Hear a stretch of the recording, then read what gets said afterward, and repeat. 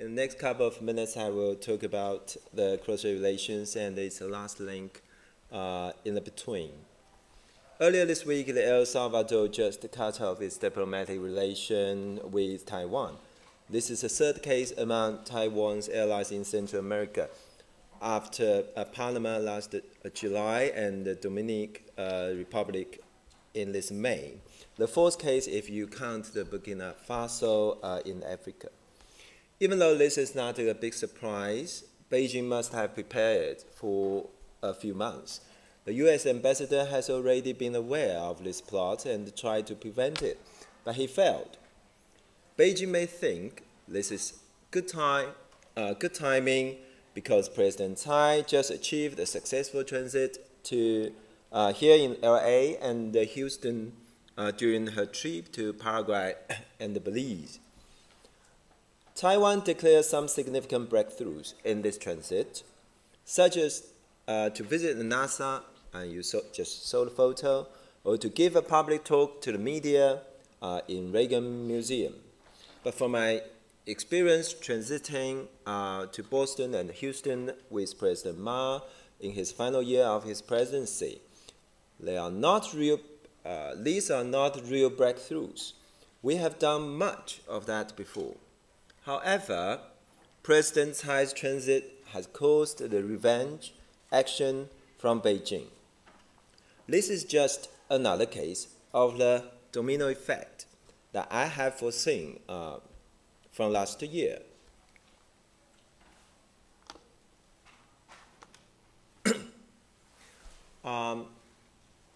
Last April, I wrote an article on foreign affairs arguing that the quid of WHO World Health Assembly last May would become a turning point in cross-strait relations. The cold peace model would be replaced by the cold confrontation, 从冷和平到冷对抗. Earlier this year, I also wrote an article on national interest right after the M503 incident. I predicted that this year would be a disaster year for Taiwan's external relations because in the incident, Taiwan decided to shift us to a stronger stance against Beijing. And I could foresee that the consequence would not be in Taiwan's favor. After my articles, Taiwan has lost 4 allies, also left the WHO and the ICAO. In the meantime, dozens of international allies are required to downgrade the name of Taiwan to a locality of China on their online booking system. The trend of domino effect is so clear, and now the question is how we can explain this trend. There are 2 ways to explain. The first explanation of mine is Beijing's big push. Beijing wants to squeeze Taiwan's international space as a punishment for Taiwan's rejection to the 1992 consensus, a sign that Beijing regards as a thin wedge leading to the end of Taiwan independence. Also, Beijing wants to challenge Washington by showing off its growing influence in American backyard, Central America. By stealing Taiwan's allies in this region, Beijing may flex its muscles to Washington. However, there is a theoretical miss here. Beijing iterated its goal of Taiwan policy as to win hearts of the Taiwanese, 寄希望于台湾人民. But what it did is apparently violation of this policy goal. The more international space Beijing squeezed out from Taiwan, the more hearts Beijing will lose among the Taiwanese. But why? Beijing will stick to this policy that only makes more Taiwanese to hate him rather than to love him. My explanation is that this policy assumption is wrong. Beijing does not really want to win hearts of the Taiwanese, but only to win the bodies of the Taiwanese. Since the purpose is not on hearts, but only on bodies, so things become easier to them to do, either by lure or by force. So this assumption can explain Beijing's carrot and stick strategy. Carrots are those various preferential measures that serve to allure more Taiwanese to go across the strait to work or study in the mainland. Sticks are those rising military pressure and international squeeze. Therefore, the hidden agenda for Beijing is to capture Taiwan, not to attract Taiwan. The domino effect is what Beijing has been eager for long. So the current harsh stance of Taipei just gave the excuse for Beijing to resume the squeezing program that has been stopped by President Ma Ying-jeou for 8 years. Unfortunately, however, Beijing's efforts are actually assisted by Taipei. My second explanation is Taipei's pull. Taipei's policy has also facilitated the domino effect. But why? There are 3 reasons. First, for campaign advantage. It's apparently that the DPP, Democratic Progressive Party, can win votes by playing hatred politics to Beijing. You can see a clear change in President Tsai's rhetoric in response to this diplomatic crisis. In the case of the Dominican Republic in May, she stopped to use mainland China, but only China in her statement. In that statement, President Tsai called China 11 times. And likewise, in the latest statement in response to El Salvador, she called China 10 times. This is not only a signal that she may go back to the rhetoric of the one country on each side, 一边一国, that President Chen Shui-bian once used after 2002. It is also a signal that she was prepared to take advantage from manipulating the anger of Taiwanese in coming local and presidential campaigns. Then the second reason is to seek political sympathy from the American. It is fair to say that there has been an anti-China sentiment growing in Washington in recent years, starting from China's aggressive expansion in South China Sea. Now, it is also exacerbated by President Trump, who regards China as the major source of threats in terms of military and economic security to the United States. So Taiwan has gained a strong image as a victim of Beijing's bullying action, particularly when President Trump condemned Beijing's request to downgrade Taiwan's name in dozens of international airlines.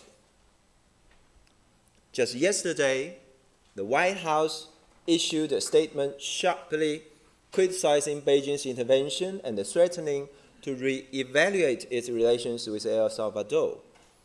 Also on Monday, the Senate Committee on Foreign Relations required 2 new U.S. ambassadors to Nicaragua and to Honduras to encourage these 2 countries to remain formal relationship with Taiwan. It is tricky that Taiwan can win more hearts in Washington if its suffering from China's bullies is more. It is also advantageous for the DPP to have stronger U.S. support in coming campaigns. And the third reason serves for the DPP its own sake. To squeeze the international space of the ROC, Republic of China regime, no matter it is passively or progressively, it will, more or less, serve as a way to justify the ending goal of a new republic in the name of Taiwan. I would argue the last link in the Cross-Strait chain is the ROC, and the DPP's ending goal seems to delink this final link. Here are some hints. The DPP has tried to remain the Taiwan independence clause in its party platform and refused to freeze or replace it. So Taiwan independence is still the direction, despite how far the way would be for the party. Also, President Tsai promised to maintain the status quo according to the Constitution and the Act of Cross-Strait Relations, 中华民国宪法以及两岸人民关系条例. But her promise sounds like a conditional offer, under the condition that only when Beijing will buy in her promise and engage with cross-strait talks, she may not hold it. This assumption is echoed by the current two statements, in which she didn't keep her promise, and she would not replace mainland China by the term just China. The latest hint just came yesterday. My successor in presidential office, the current presidential spokesperson, gave a radio interview. He was asked in the interview whether Taiwan has ever considered the worst scenario of no allies in the future. His answer was a yes. This answer is scary for me. The message I receive is that they are not afraid of this scenario and they would go for it. His answer told me that this is not a chicken game in the game theory, but it is a cooperative game in a sense. Beijing and the DPP regimes are happy to cooperate with each other to tackle the ROC regime.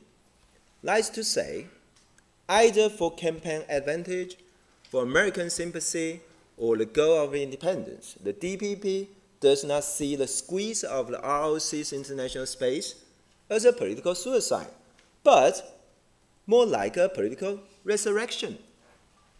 Even though there might be a death waiting ahead for the ROC regime, but for the DPP, it might also be a chance of resurrection, from where a new Taiwan regime will be born.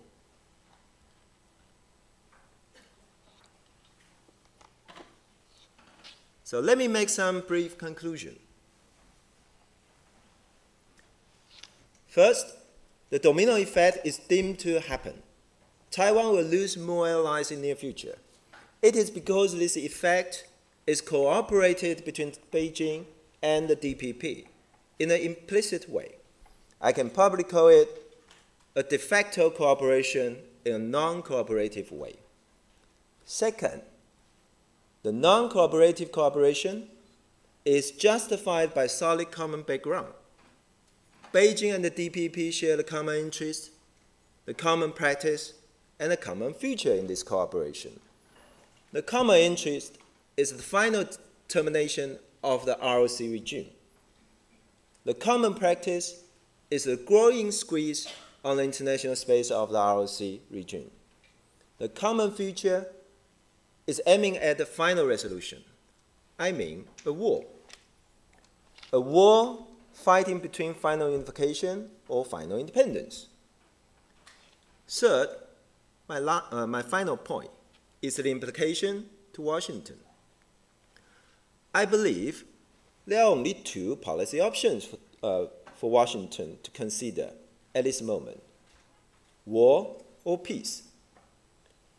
If Washington is ready to engage a war with China for Taiwan to fight for its final independence, then Washington can do nothing from now on, and it may happen before long.